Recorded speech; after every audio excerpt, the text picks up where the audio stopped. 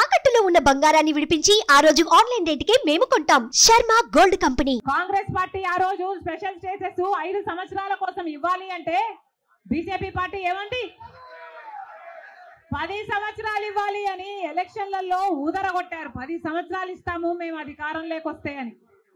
ఇక చంద్రబాబు గారు అయితే 15 సంవత్సరాలు మాకు స్పెషల్ స్టేటస్ కావాలి అని కొట్లాడాడు.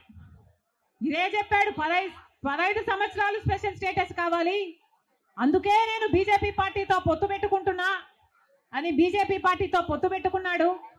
వాళ్ళ మంత్రివర్గంలో కేంద్ర మంత్రులు కూడా అయ్యారు టీడీపీ నాయకులు. ముఖ్యమంత్రి అయిన తర్వాత స్పెషల్ స్టేటస్ కోసం చంద్రబాబు గారు ఎప్పుడైనా ఒక్కటైనా నిజమైన ఉద్యమం చేశారా అంటే చేయలేదు. చేయకపోక ఉద్యమం చేసే వాళ్ళ మీద కేసులు పెట్టారు, వాళ్ళను జైల్లో కూడా పెట్టాడు చంద్రబాబు గారు. ఆ సమయంలో ప్రతిపక్ష నాయకుడు జగన్ రెడ్డి గారు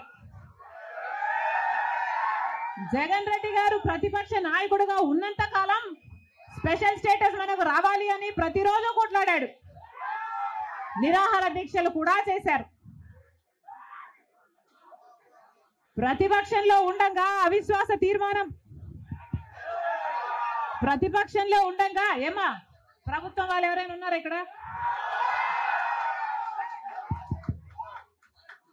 ప్రతిపక్షంలో ఉండగా జగన్ రెడ్డి గారు చెప్పిన మాట, మేము అవిశ్వాస తీర్మానం ప్రవేశపెడతాము, తెలుగుదేశం పార్టీ ఎంపీలు అందరూ కూడా మద్దతు ఇవ్వండి, మూకుమ్మడి రాజీనామాలు చేస్తే స్పెషల్ స్టేటస్ ఎందుకు రాదో చూస్తారన్నాడు జగన్ రెడ్డి.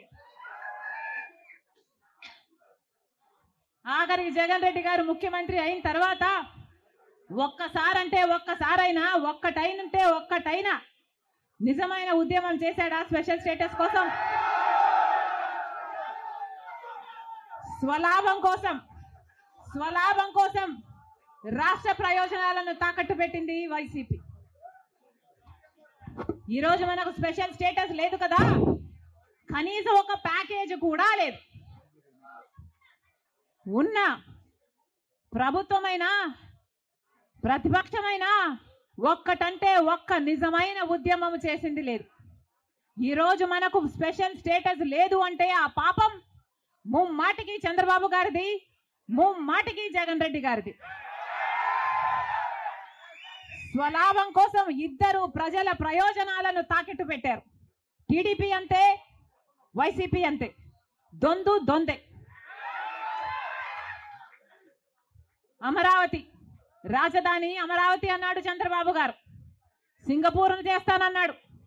3D గ్రాఫిక్స్ మొత్తం గుర్తుందా?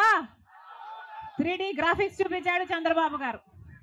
పోనీ అమరావతి రాజధాని అయిందా అంటే అది కాలేదు. జగన్ రెడ్డి గారు వచ్చారు, 1 కాదు 3 రాజధానిలు అన్నారు. పోనీ 3 రాజధానిలు అయ్యాయా అంటే ఒక్కటి కూడా లేదు. ఈరోజు మనకు రాజధాని ఏది అంటే ఏదో మనకే అర్థం కాని పరిస్థితి. ఒకటైనా ఉందా అంటే ఏదీ లేదు, ఒకటి కూడా లేదు. మరి ఏమి సాధించుకున్నట్టు? పోలవరం ప్రాజెక్ట్ ఎప్పుడో 1941లో పోలవరం ప్రాజెక్ట్ కట్టాలనుకుంటే సాధ్యపడలేదు. ఆఖరికి రాజశేఖర్ రెడ్డి గారు ముఖ్యమంత్రి అయిన 2004లో రాజశేఖర్ రెడ్డి గారు జలయజ్ఞంలో భాగంగా పోలవరం ప్రాజెక్టును స్థాపించడం జరిగింది. రాజశేఖర్ రెడ్డి గారు ముఖ్యమంత్రిగా ఉండగా పోలవరం ప్రాజెక్టు చెందిన కుడి ఎడమ కాలువల పనులు కూడా చాలా శాతం చేశారు రాజశేఖర్ రెడ్డి గారు. మన దురదృష్టం రాజశేఖర్ రెడ్డి గారు వెళ్ళిపోయారు. ఆయన చనిపోయాక మళ్ళా పోలవరం ఒక్క అడుగు కూడా ముందుకు పడలేదు. చంద్రబాబు గారు పోలవరాన్ని తాకట్టు పెట్టారు బీజేపీ దోస్తీ కోసము. ఇటు జగన్ రెడ్డి గారు బీజేపీతో దోస్తీ కోసం పోలవరాన్ని తాకట్టు పెట్టారు. కానీ మొత్తం 25 మంది ఎంపీలు బీజేపీ పార్టీ చేతుల్లో ఉన్నారు. బీజేపీ పార్టీ ఏం చెప్తే ఈ ఎంపీలు మొత్తం అందరూ గంగిరెద్దులాగా తలూపుతారు. రాజ్యసభకు చెందిన 6 ఎంపీలతో సహా మొత్తం 31 ఎంపీలు ప్రజలు బీజేపీ పార్టీకి ఓటు వేయకపోయినా, తెలుగుదేశం పార్టీకి ఓటు వేసినా, వైసీపీకి ఓటు వేసినా ఉన్నది మాత్రం బీజేపీ పార్టీలో. మరి ప్రజలు వైసీపీకి కానీ తెలుగుదేశం పార్టీకి కానీ ఎందుకు ఓటు వేయాలి? బీజేపీ పార్టీకే ఓటు వేయొచ్చు కదా.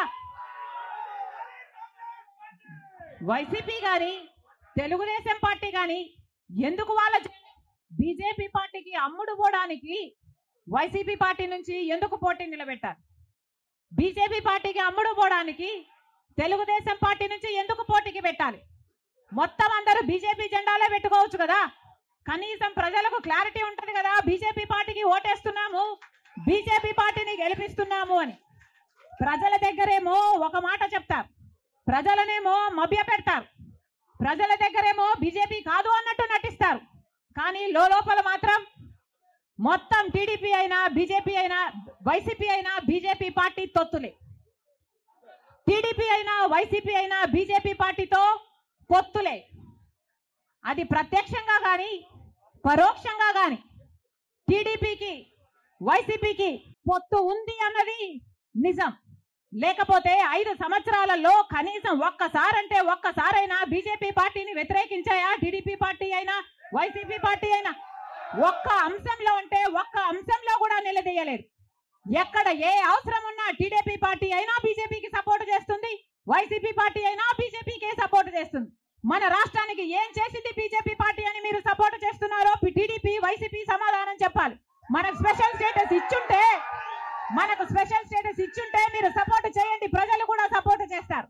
మనకు పోలవరం జాతీయ ప్రాజెక్టు చేసి 90% నిధులు ఇస్తామన్న మాట నిలబెట్టుకుని ఉంటే మీరు బీజేపీ పార్టీకి సపోర్ట్ చేయండి, ప్రజలు కూడా హర్షిస్తారు.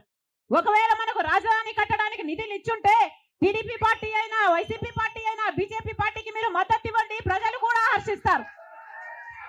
2 కోట్ల ఉద్యోగాలలో మన బిడ్డలకు ఉద్యోగాలు ఇవ్వలేదు, మన రైతుల్ని పట్టించుకోలేదు, మనకు స్పెషల్ స్టేటస్ లేదు, మనకు ఏ మాత్రం పట్టించుకోని పార్టీకి వైసీపీ అయినా టీడీపీ పార్టీ అయినా ఎందుకు మద్దతు ఇస్తున్నారో ప్రజలకు సమాధానం చెప్పాలి. ఆఖరికి మణిపూర్ లో ఎంతమంది క్రైస్తవులను 2000 చర్చిలను ధ్వంసం చేసిన, 60,000 క్రైస్తవులని నిర్వాసితులను చేసిన, కనీసం అప్పుడు కూడా జగన్ రెడ్డి గారు క్రైస్తవుడు అయ్యుండి కూడా ఒక్కసారి కూడా మణిపూర్ ఘటన మీదే మాట్లాడలేదు. మరి క్రైస్తవుల కడుపు మండిపోదా? క్రైస్తవులకు మనసు లేదా? క్రైస్తవులు మనుషులు కారా? మనుషులు చచ్చిపోతున్నా మీరు పట్టించుకోకుండా బీజేపీకి మద్దతు ఇస్తున్నారంటే మీరు మనుషులు అవునా కాదా? టీడీపీ పార్టీ జగన్ రెడ్డి గారు చంద్రబాబు గారు సమాధానం చెప్పాలి, ప్రజలకు సమాధానం చెప్పాలి. మళ్ళీ చెప్తున్నాం, ఆంధ్ర రాష్ట్రంలో ప్రజలందరినీ హెచ్చరిస్తున్నాం, బీజేపీ పార్టీకి టీడీపీ పార్టీకి వైసీపీ పార్టీకి పొత్తులు ఉన్నాయి. అవి మన కంటికి కనిపించినా కనిపించకపోయినా పొత్తులు ఉన్నాయి. గత 5 సంవత్సరాలుగా చూసాం. టీడీపీ ఎంపీలైనా వైసీపీ ఎంపీలైనా బీజేపీకే మద్దతు ఇచ్చాయి, ప్రతి అంశంలో వాళ్ళ పక్కన నిలబడ్డారు. ఆఖరికి మణిపూర్ అంశంతో సహా బీజేపీ పార్టీకి తెలుగుదేశం పార్టీ వైసీపీ పార్టీ మద్దతు ఇచ్చిన మాట వాస్తవం. మళ్ళీ ఆంధ్ర రాష్ట్ర ప్రజలు వైసీపీకి ఓటేసినా అది బీజేపీకే పడుతుంది, మళ్ళీ ఆంధ్ర రాష్ట్రంలో టీడీపీకి ఓటేసినా అది మళ్ళీ బీజేపీకే పడుతుంది. వీళ్ళిద్దరూ కలిసి బీజేపీని బలపరుస్తారు.